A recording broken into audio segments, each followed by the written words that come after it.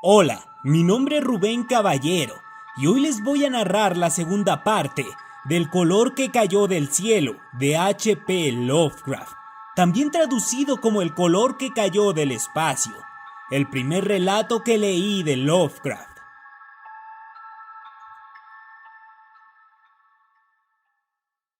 En septiembre, toda la vegetación se había desmenuzado, convirtiéndose en un polvillo grisáceo, y Nahum temió que los árboles murieran antes de que la ponzoña se hubiera desvanecido del suelo.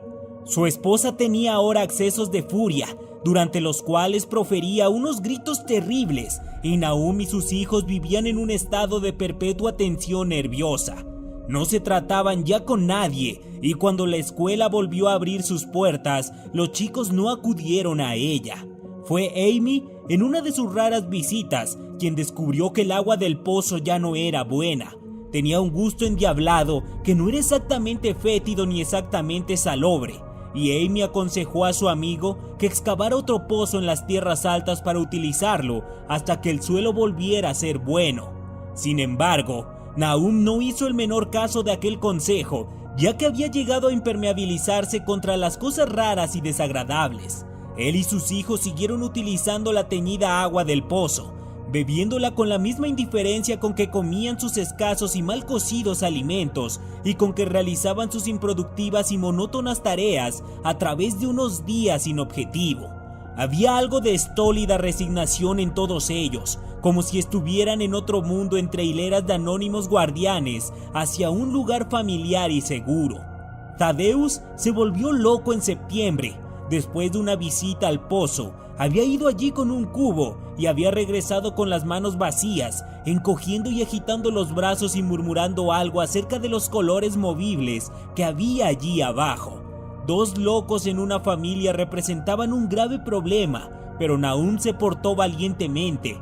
Dejó que el muchacho se moviera a su antojo durante una semana, hasta que empezó a portarse peligrosamente, y entonces lo encerraron en el ático, enfrente de la habitación ocupada por su madre.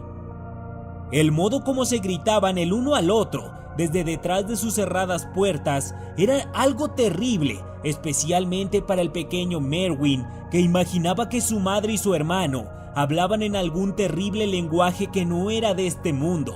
Merwin se estaba convirtiendo en un chiquillo peligrosamente imaginativo, y su estado empeoró desde que encerraron al hermano que había sido su mejor compañero de juegos. Casi al mismo tiempo empezó la mortalidad entre el ganado. Las aves de corral adquirieron un color gris y murieron rápidamente.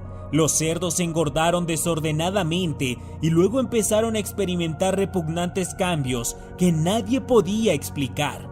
Su carne era desaprovechable, desde luego, y Nahum no sabía qué pensar ni qué hacer. Ningún veterinario rural quiso acercarse a su casa, y el veterinario de Arkham quedó francamente desconcertado. La cosa resultaba tanto más inexplicable por cuanto aquellos animales no habían sido alimentados con la vegetación emponzoñada. Luego les llegó el turno a las vacas. Ciertas zonas y a veces el cuerpo entero aparecieron anormalmente hinchadas o comprimidas, y aquellos síntomas fueron seguidos de atroces colapsos o desintegraciones. En las últimas fases, que terminaban siempre con la muerte, adquirían un color grisáceo y un aspecto quebradizo, tal como había ocurrido con los cerdos. En el caso de las vacas no podía hablarse de veneno, ya que estaban encerradas en mi establo. Ninguna mordedura de un animal salvaje podía haber inoculado el virus, ya que no hay ningún animal terrestre que pueda pasar a través de obstáculos sólidos. Debía tratarse de una enfermedad natural, aunque resultaba imposible conjeturar qué clase de enfermedad producía aquellos terribles resultados. En la época de la cosecha no quedaba ningún animal vivo en la casa, ya que el ganado y las aves de corral habían muerto y los perros habían huido. Los perros en número de 3 habían desaparecido una noche y no volvieron a aparecer. Los 5 gatos se habían marchado un poco antes, pero su desaparición apenas fue notada, ya que en la casa no había ahora ratones y únicamente la señora Gardner sentía cierto afecto por los graciosos felinos. El 19 de octubre, Nahum se presentó en casa de Amy con espantosas noticias. La muerte había sorprendido al pobre Thaddeus en su habitación del ático y lo había sorprendido de un modo que no podía ser contado. Nahum había excavado una tumba en la parte trasera de la granja y había metido allí lo que encontró en la habitación. En la habitación no podía haber entrado nadie, ya que la pequeña ventana enrejada y la cerradura de la puerta estaban intactas, pero lo sucedido tenía muchos puntos de contacto con lo ocurrido en el establo. Amy y su esposa consolaron al atribulado granjero lo mejor que pudieron, aunque no consiguieron evitar un estremecimiento. El horror parecía rondar alrededor de los Gardner y de todo lo que tocaban, y la sola presencia de uno de ellos en la casa era como un soplo de regiones innominadas e innominables. Amy acompañó a Nahum a su hogar de muy mala gana e hizo lo que pudo para calmar los histéricos sollozos del pequeño Merwin. Zenas no necesitaba ser calmado, se encontraba en un estado de completo atontamiento y se limitaba a mirar fijamente un punto indeterminado del espacio y a obedecer lo que su padre le ordenaba. Y Amy pensó que ese estado de abulia era lo mejor que podía ocurrirle. De cuando en cuando los gritos de Merwin eran contestados desde el ático, y en respuesta a una mirada interrogadora Nahum dijo que su esposa estaba muy débil. Cuando se acercaba la noche, Amy se las arregló para marcharse, ya que ningún sentimiento de amistad podía hacerle permanecer en aquel lugar cuando la vegetación empezaba a brillar débilmente y los árboles podían o no moverse sin que soplara el viento. Era una verdadera suerte para Amy el hecho de que no fuese una persona imaginativa, de haberlo sido, de haber podido relacionar y reflexionar sobre todos los portentos que lo rodeaban. No cabe duda de que hubiese perdido la chaveta. A la hora del crepúsculo regresó apresuradamente a su casa, sintiendo resonar terriblemente en sus oídos los gritos de la loca y del pequeño Merwin. 3 días más tarde, Nahum se presentó en casa de Amy muy de mañana y en ausencia de su huésped le contó a la señora Pierce una horrible historia que ella escuchó temblando de miedo. Esta vez se trataba del pequeño Merwin. Había desaparecido. Había salido de la casa cuando ya era de noche con un farol y un cubo para traer agua y no había regresado.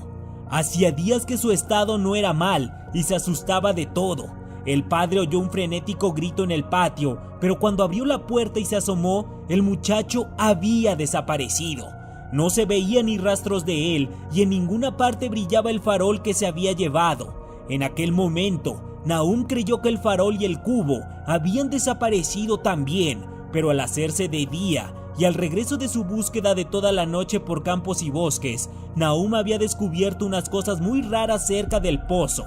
Una retorcida y semifundida masa de hierro que había sido indudablemente el farol, y cuando a ella, un asa doblada junto a otra masa de hierro, asimismo retorcida y semifundida, que correspondía al cubo. Eso fue todo. Nahum imaginaba lo inimaginable. La señora Pierce estaba como atontada y Amy, cuando llegó a casa y oyó la historia, no pudo dar ninguna opinión. Merwin había desaparecido y sería inútil decírselo a la gente que vivía en aquellos alrededores y que huían de los Gardner como de la peste. Tan inútil como decírselo a los ciudadanos de Arkham, que se reían de todo. Tad había desaparecido y ahora había desaparecido Merwin. Algo estaba arrastrándose y arrastrándose, esperando ser visto y oído. Nahum no tardaría en morirse, y deseaba que Amy velara por su esposa y por Zenas, si es que lo sobrevivían. Todo aquello era un castigo de alguna clase, aunque Nahum no podía adivinar a qué se debía, ya que siempre había vivido en el santo temor de Dios. Durante más de 2 semanas, Amy no tuvo ninguna noticia de Nahum, y entonces, preocupado por lo que pudiera haber ocurrido, dominó sus temores y efectuó una visita a la casa de los Gardner. De la chimenea no salía humo, y por unos instantes el visitante temió lo peor. El aspecto de la granja era impresionante: hierba y hojas grisáceas en el suelo, parras cayéndose a pedazos de arcaicas paredes y aleros, silueteándose malignamente contra el gris cielo de noviembre. Amy no pudo dejar de notar que se había producido un sutil cambio en la inclinación de las ramas, pero Nahum estaba vivo después de todo. Estaba muy débil y reposaba en un catre en la cocina de techo bajo, pero conservaba la lucidez y seguía dando órdenes a Zenas. La estancia estaba mortalmente fría y al ver que Amy se estremecía, Nahum le gritó a Zenas que trajera más leña. La leña en realidad era muy necesaria, ya que el cavernesco hogar estaba apagado y vacío, y el viento que se filtraba chimenea abajo era helado. De pronto, Nahum le preguntó si la leña que había traído su hijo lo hacía sentirse más cómodo, y entonces Amy se dio cuenta de lo que había ocurrido. Finalmente, la mente del granjero había dejado de resistir a la intensa presión de los acontecimientos. Interrogando discretamente a su vecino, Amy no consiguió poner en claro lo que le había sucedido a Zenas. En el pozo, vive en el pozo, fue todo lo que su padre dijo. Luego el visitante recordó súbitamente a la esposa loca y cambió de tema. Navi está aquí, desde luego. Fue la sorprendida respuesta del pobre Nahum, y Amy no tardó en darse cuenta de que tendría que investigar por sí mismo. Dejando al inofensivo granjero en su catre, cogió las llaves que estaban colgadas detrás de la puerta y subió los chirriantes escalones que conducían al ático. La parte alta de la casa estaba completamente silenciosa y no se oía el menor ruido en ninguna dirección. De las 4 puertas a la vista, solo una estaba cerrada, y en ella probó Amy varias llaves del manojo que había cogido. A la tercera tentativa la cerradura giró y Amy empujó la puerta pintada de blanco. El interior de la habitación estaba completamente a oscuras, ya que la ventana era muy pequeña y estaba medio tapada por las rejas de hierro, y Amy no pudo ver absolutamente nada. El aire estaba muy viciado, y antes de seguir adelante tuvo que entrar en otra habitación y llenarse los pulmones de aire respirable. Cuando volvió a entrar, vio algo como oscuro en un rincón, y al acercarse no pudo evitar un grito de espanto. Mientras gritaba, creyó que una nube momentánea había tapado la escasa claridad que penetraba por la ventana, y un segundo después se sintió rozado por una espantosa corriente de vapor. Unos extraños colores danzaron ante sus ojos, y si el horror que experimentaba en aquellos momentos no le hubiera impedido coordinar sus ideas, hubiera recordado el glóbulo que el martillo del geólogo había aplastado en el interior del meteorito, y la malsana vegetación que había crecido durante la primavera. Pero en el estado en que se hallaba, solo pudo pensar en la horrible monstruosidad que tenía enfrente, y que sin duda alguna había compartido la desconocida suerte del joven Thaddeus y del ganado. Pero lo más terrible de todo era que aquel horror se movía lenta y visiblemente mientras continuaba desmenuzándose. Amy no me dio más detalles de aquella escena, pero la forma del rincón no reapareció en su relato como un objeto movible. Hay cosas que no pueden ser mencionadas, y lo que se hace por humanidad es a veces cruelmente juzgado por la ley.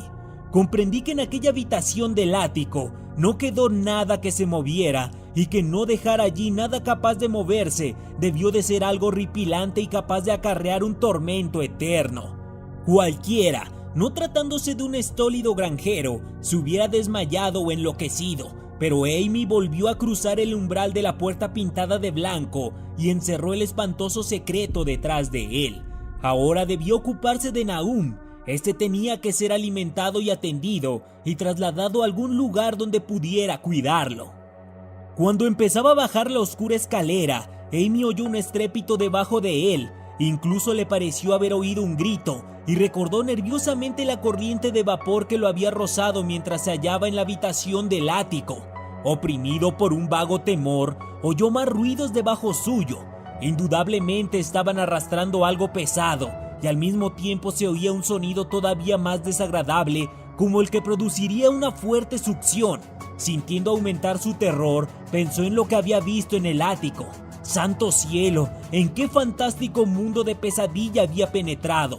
No se atrevió a avanzar ni a retroceder y permaneció inmóvil, temblando, en la negra curva del rellano de la escalera. Cada detalle de la escena estallaba de nuevo en su cerebro.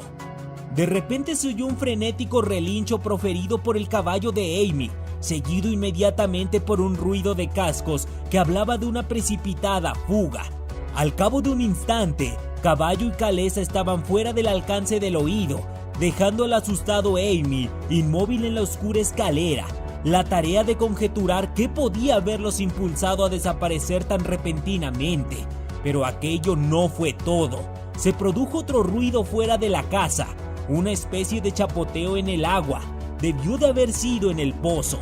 Amy había dejado a Hiro desatado cerca del pozo y algún animalito debió meterse entre sus patas, asustándolo y dejándose caer después en el pozo. Y la casa seguía brillando con una pálida fosforescencia. Dios mío, qué antigua era la casa. La mayor parte de ella edificada antes de 1670 y el tejado holandés más tarde de 1730. En aquel momento se oyó el ruido de algo que se arrastraba por el suelo de la planta baja y Amy aferró con fuerza el palo que había cogido en el ático, sin ningún propósito determinado. Procurando dominar sus nervios, terminó su descenso y se dirigió a la cocina, pero no llegó a ella, ya que lo que buscaba no estaba ya allí. Había salido a su encuentro y hasta cierto punto estaba aún vivo. Si se había arrastrado o si había sido arrastrado por fuerzas externas, es cosa que Amy no hubiera podido decir, pero la muerte había tomado parte en ello. Todo había ocurrido durante la última media hora, pero el proceso de desintegración estaba ya muy avanzado. Había allí una horrible fragilidad, debido a lo quebradizo de la materia, y del cuerpo se desprendían fragmentos secos. Amy no pudo tocarlo, limitándose a contemplar horrorizado la retorcida caricatura de lo que había sido un rostro. ¿Qué ha pasado, Nahum? ¿Qué ha pasado?, susurró, y los agrietados y tumefactos labios apenas pudieron murmurar una respuesta final. Nada, nada. El color quema, frío y húmedo, pero quema. Vive en el pozo, lo he visto. Una especie de humo, igual que las flores de la pasada primavera. El pozo brilla por la noche. Se llevó a Thad y a Merwin y a Cenas. Todas las cosas vivas. Sorbe la vida de todas las cosas. En aquella piedra tuvo que llegar, en aquella piedra. La aplastaron. Era el mismo color, el mismo, como las flores y las plantas. Tiene que haber más. Crecieron. Lo he visto esta semana. Tuve que darle fuerte a Cenas. Era un chico fuerte, lleno de vida. Le golpea a uno la mente y luego se apodera de él. Quema mucho en el agua del pozo. No pueden sacarlo de allí, ahogarlo. Se ha llevado también a Cenas. Tenías razón, el agua está embrujada. ¿Cómo está Navi, Amy? Mi cabeza no funciona. No sé cuánto hace que no le he subido comida. La cosa le atacó también a ella. El color, su rostro tiene el mismo color por las noches y el color quema y sorbe. Procede de algún lugar donde las cosas no son como aquí. Uno de los profesores le dijo, tenía razón. Mira, Amy, está sorbiendo más, sorbiendo la vida. Pero eso fue todo. La cosa que había hablado no podía hablar más porque se había encogido completamente. Amy lo cubrió con un mantel a cuadros blancos y rojos y salió de la casa por la puerta trasera. Trepó por la ladera que conducía a las tierras altas y regresó a su hogar por el camino del norte y los bosques. No pudo pasar junto al pozo desde el cual había huido su caballo. Miró hacia el pozo a través de una ventana y recordó el chapoteo que había oído. El chapoteo de algo que se había sumergido en el pozo después de lo que había hecho con el desdichado Nahum. Cuando Amy llegó a la casa se encontró con el caballo y la calesa lo habían precedido. Su esposa lo aguardaba llena de ansiedad. Después de tranquilizarla sin darle ninguna explicación, se dirigió a Arkham y notificó a las autoridades que la familia Garner ya no existía. No entró en detalles, limitándose a hablar de las muertes de Nahum y de Navi. La de Thaddeus era ya conocida y dijo que la causa de la muerte parecía ser la misma extraña dolencia que había atacado al ganado. También dijo que Merwin y Cenas había desaparecido. En la jefatura de policía lo interrogaron ampliamente y al final se vio obligado a acompañar a 3 agentes a la granja de Garner, juntamente con el fiscal, el médico forense y el veterinario que había atendido a los animales enfermos. Amy fue con ellos de muy mala gana, ya que la tarde estaba muy avanzada y temía que la noche lo cogiera en aquel lugar maldito, aunque era un consuelo saber que iba a estar acompañado de tantos hombres. Los 6 hombres montaron en un carro, siguiendo a la calesa de Amy, y llegaron a la granja alrededor de las 4. A pesar de que los agentes estaban acostumbrados a presenciar espectáculos horripilantes, todos estremecieron a la vista de lo que fue encontrado debajo del material a cuadros rojos y blancos y en la habitación del ático. El aspecto de la granja, con su desolación gris, era ya bastante terrible, pero aquellos 2 retorcidos objetos sobrepasaban toda medida de horror. Nadie pudo contemplarlos más allá de un par de segundos, e incluso el médico forense admitió que allí había muy poco que examinar.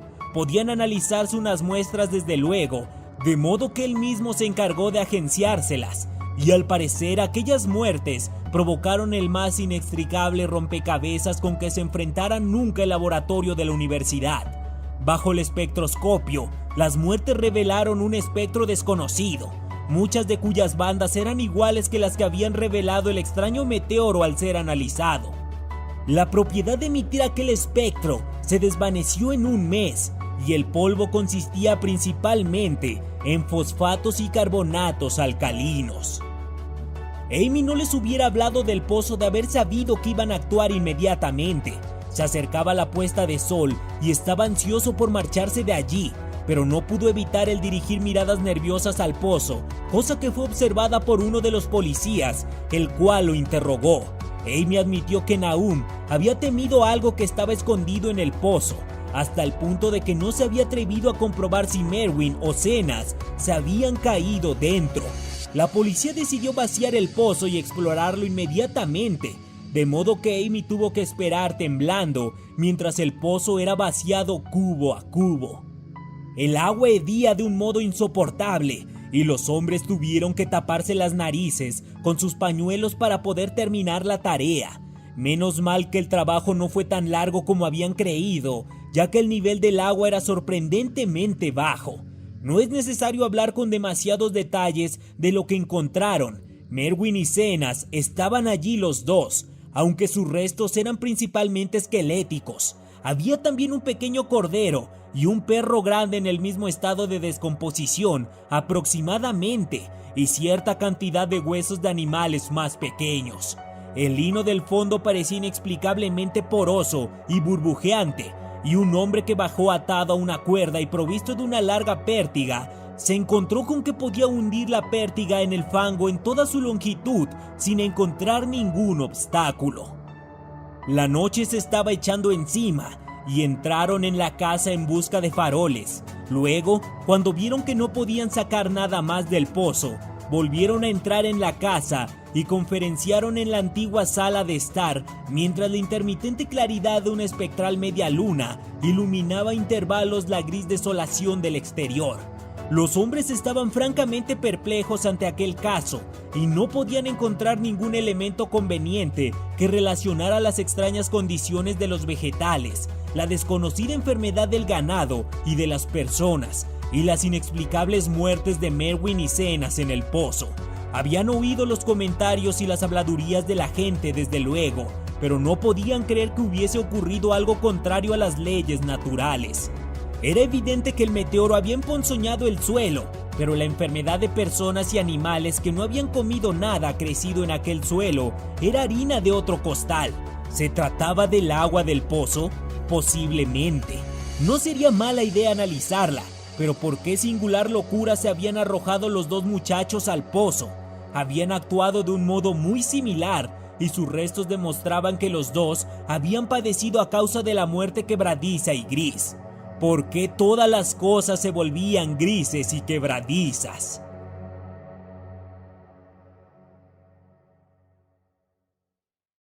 Muchas gracias por acompañarme una vez más en Narraciones Ultraordinarias. Muy pronto la tercera y última parte del color que cayó del espacio. Si les gustan estos cuentos, no olviden compartir los videos, activar la campanita, suscribirse y darles like. Síganme en mis otros canales de YouTube, Rubén Caballero Petrova y Chance to Play, y mis redes sociales. Si quieren apoyar un poco más estos contenidos, les dejo mi página de Patreon. Se los agradecería muchísimo. Un abrazo a todos. Les habló Rubén Caballero.